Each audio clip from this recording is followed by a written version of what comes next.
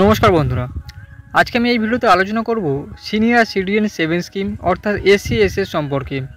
তো এই senior citizen স্কিমের আপনি কিভাবে ইনভেস্ট করবেন এবং কত পার্সেন্ট ইন্টারেস্ট পাবেন, কিভাবে আপনি ট্যাক্স বেনিফিট পাবেন, সমস্ত কিছু এই ভিডিওতে আলোচনা করব।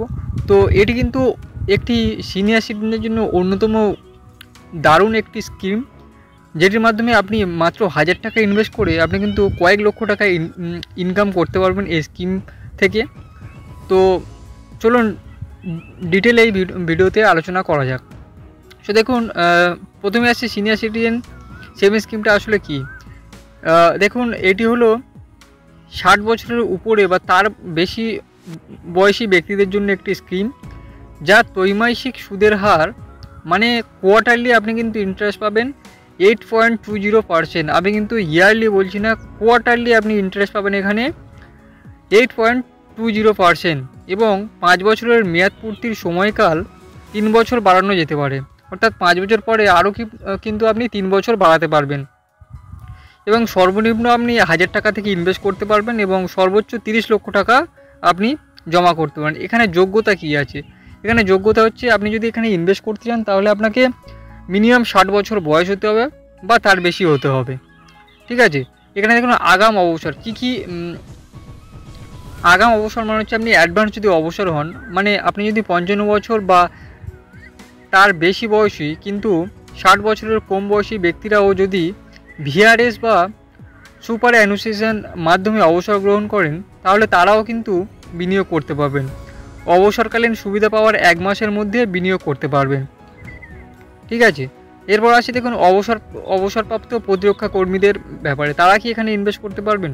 দেখুন, অবসরপ্রাপ্ত প্রতিরক্ষা কর্মীরা যদি 50 বছর বয়স পূর্ণ করে থাকেন, তবে তারা এই প্রকল্পটি বেছে নিতে পারেন। এখানে সুদের হার কি আছে? এই প্রকল্পটি ত্রৈমাসিক সুদের হার 8.20% প্রদান করে। এখানে মেয়াদ কি আছে? এখানে দেখুন, এই প্রকল্পের মেয়াদ 5 বছর, যা আরও 3 বছর বাড়ানো যেতে পারে। এবং বিনিয়োগের সীমা কি আছে? বিনিয়োগের সীমা সর্বোচ্চ বিনিয়োগের সীমা হচ্ছে 30 লক্ষ এবং মিনিমাম আপনি 1000 টাকা দিয়ে ইনভেস্ট করতে পারবেন। এরপর আসছি সর্বনিম্ন জমা, যেটা বললাম যে আপনি সর্বনিম্ন 1000 টাকা থেকে জমা করতে পারবেন।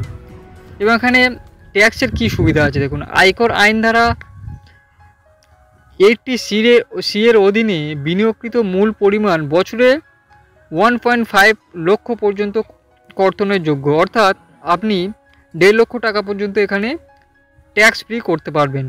একাধিক অ্যাকাউন্ট, আপনি কি এখানে অনেকগুলো অ্যাকাউন্ট খুলতে পারবেন? আপনি একাধিক অ্যাকাউন্ট খুলতে পারেন, তাতে কোনো সমস্যা নেই। তবে সমস্ত অ্যাকাউন্টে মোট জমার পরিমাণ 30 লক্ষর বেশি হওয়া উচিত নয়।